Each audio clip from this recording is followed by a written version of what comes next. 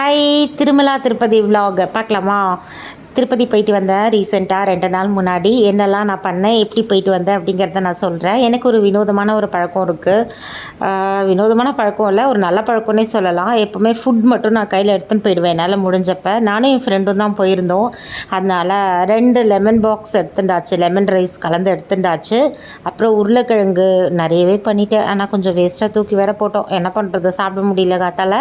Anyway பண்ணியாச்சு. காரத்தால் பாருங்கள், 4:15 first train தாம்பரத்துலேருந்து போய் ஏறியாச்சு. ஜம்முன்னு ஏறி உட்காந்துன்னு சென்ட்ரல் ஸ்டேஷன் போய் ரீச் பண்ணிட்டேன். பார்க் ஸ்டேஷன் இறங்கி அங்கேருந்து சென்ட்ரலுக்கு நடந்து போனேன்.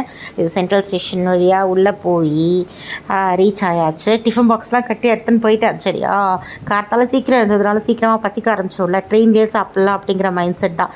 A to B பார்த்தோன்னே காஃபி குடிக்காமல் எப்படி இருக்க முடியும் சென்ட்ரல் ஸ்டேஷனில்? அதனால் காஃபியை குடிச்சிட்டு ட்ரெயின் சப்தகிரி புக் பண்ணியிருந்தேன். இவ தான் என் ஃப்ரெண்டு. சப்தகிரி போய் ஏறி உட்காந்துட்டாச்சு. ஏறி கொஞ்ச நேரம் ட்ராவல்லையே பசிக்க ஆரம்பிச்சிடுது. அடுத்து நாங்கள் கொண்டு வந்த லெமன் ரைஸை சாப்பிட்டாச்சு. அப்புறம் திருப்பதி ரீச் ஆனோடனே அங்கேருந்து ஒரு ஆட்டோ பிடிச்சி அழகாக அங்கேருந்து கீழ் திருப்பதி தாயார் சன்னதி போயாச்சு. நான் ஒரு மாதிரி தண்ணி தாகம் எடுத்துகிட்டே இருந்தது. சரி, ஒரு கரும்பு ஜூஸ் குடிக்கலாம் அப்படின்னு ஒரு செல்ஃபி எடுத்துகிட்டு, இதுதான் தாயார் சன்னதி, திருச்சானூர், பத்மாவதி தாயார் பார்க்குறதுக்காக போயிருந்தோம். கரும்பு ஜூஸை குடிச்சிட்டு அங்கேருந்து தாயார் சன்னதிக்கு லாக்கரில் போய் பேக்லாம் வச்சுட்டு தாயாரை போய் சேவிச்சுட்டு அங்கேருந்து வந்து ஒரு வேன் பிடிச்சி நேராக திருமலா மலைக்கு ஏற ஆரம்பிச்சிட்டோம். இது ஆக்சுவலி இந்த செக்இன் கவுண்டர்கிட்ட நம்மளை இறக்கி விட்டு பேக்கெல்லாம் செக் பண்ணுவோம்ல. இந்த மலையை பார்க்கும்போதே மனசுக்கு எவ்வளோ சந்தோஷமாக இருக்கும் தெரியுமா? திருப்பதி வந்துட்டோம், பெருமலை பார்க்க போகிறோன்னு. அது ஒரு ஆனந்தம். அது அது வந்து நம்மளால் வாயில் சொல்லவே முடியாது. அது மனசார ஃபீல் பண்ண மட்டும்தான் முடியும் அந்த திருப்பதி மட்டும். நிறைய பேருக்கு கண்ணில் தண்ணி வரும் போய் பெருமாளை பார்க்க. ஏன் அப்படிங்கிற கொஸ்டின் நமக்கு தோணும். ஆனால் நம்ம போய் அந்த இடத்துல பெருமாளை நின்று நம்ம சேவிக்கும் போது நம்ம கண்ணில் தண்ணி வரும் பார்த்தீங்களா? அதுதான் நமக்கு அந்த ஃபீல் தான் பெரிய விஷயம். ஆக்சுவலி நாங்கள் வந்து எங்கே ஒன் டே நான் ஸ்டே பண்ணியிருந்தேன். எங்கே ஸ்டே பண்ணியிருந்தோம் அப்படின்னா, வரஹசுவாமி கெஸ்ட் ஹவுஸ். ஆக்சுவலி இது இந்த மாடவீதி இருக்குது இல்லையா, வரஹசுவாமி பெருமாள் இருக்குல்ல, அதுக்கு ஆப்போசிட்லேயே N3ன்னு ஒரு கெஸ்ட் ஹவுஸில் தான் நாங்கள் ஸ்டே பண்ணியிருந்தோம். இந்த மாதிரி ஸ்டே வந்து ரொம்ப பெரிய விஷயம் கிடைக்கிறது. ஏன்னா திருப்பதி ஸ்டேலாம் அங்கங்கே போடுவாள், இது வந்து கோயிலுக்குள்ளேயே இருக்கிற ஸ்டே. அந்த மார்னிங் டைமில் அந்த பெருமாளோட சவுண்டு, அந்த வாத்தியம், அப்புறம் வந்து பெருமாள் பாட்டெல்லாம் கேட்கும்போது அவ்வளோ சந்தோஷமாக இருக்கும். ரொம்ப நல்லா இருந்தது ஸ்டே. ஃபுட்டெல்லாம் அங்கேயே இருக்கும். ஏன்னா திருப்பதியில் அங்கே உள்ளே ஒர்க் பண்ணுறவா எல்லோரும் இங்கே தான் வந்து சாப்பிடுவா. இதுதான் அந்த கெஸ்ட் ஹவுஸ் N3. அவ்வளோ நல்லா நீட்டாக மெயின்டைன் பண்ணி வச்சுருந்த ஒரு கெஸ்ட் ஹவுஸ் இது. இங்கே வந்து ஃபுட்டெல்லாம் இருக்கும். எல்லாமே வந்து நம்ம அதுக்கு தனியாலாம் சார்ஜ் பண்ணுறதில்ல. நம்ம கொடுக்குற ரூம் ரெண்ட் மட்டும்தான்.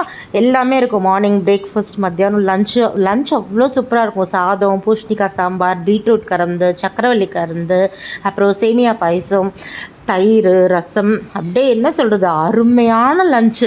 இந்த மாதிரிலாம் நமக்கு கிடைக்காது. அதுக்கப்புறம் போய் பெருமாள் தர்ஷன் பண்ணிட்டு வந்துட்டோம். ஒரு 6 hours ஆச்சு இந்த வாட்டி தர்ஷன் முடிச்சுட்டு வரத்துக்கு. தர்ஷன் முடிச்சு 8 மணிக்கு வந்தோம். சுட டின்னர் ரெடி ஆகிடுது.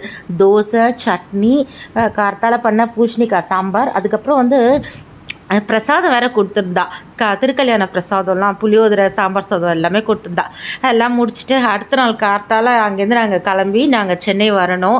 கார்த்தால் பிரேக்ஃபாஸ்ட் வந்து பொங்கல், சாம்பார் சாப்பிட்டுட்டு எங்கள் கெஸ்ட் ஹவுஸ் எல்லாம் வீடியோ ஒரு பக்கம் எடுத்துன்ட்டு, பெருமாளெல்லாம் ஒரு பக்கம் வீடியோ எடுத்துன்ட்டு, ஃபோட்டோஸ் எல்லாம் கொஞ்சம் எடுத்துன்ட்டு, பர்ச்சேசிங் இருந்தது. லட்டெல்லாம் வாங்கிட்டோம் முன்னாடியே. தர்ஷன் முடிச்சுட்டு வந்தோடனே.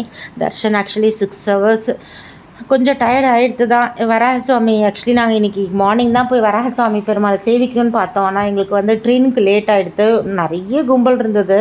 அதனால் வரஹசுவாமி எங்களால் சேவிக்க முடியல. வெளியிலேருந்தே பெருமாளை சேவிச்சுன்ட்டு திருப்பதியிலேருந்து நாங்கள் ரிட்டர்ன் கிளம்பிட்டோம்.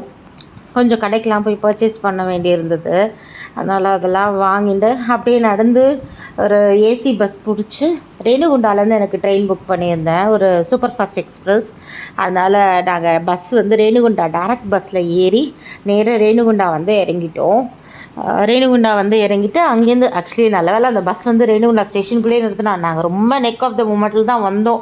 மத்தியானம் 11:50க்கு ரிட்டன் ட்ரெயின், 11:30க்கு 11:35 என்னமோ தான் கொண்டு எங்களை ஸ்டேஷன்லேயே விட்டான்.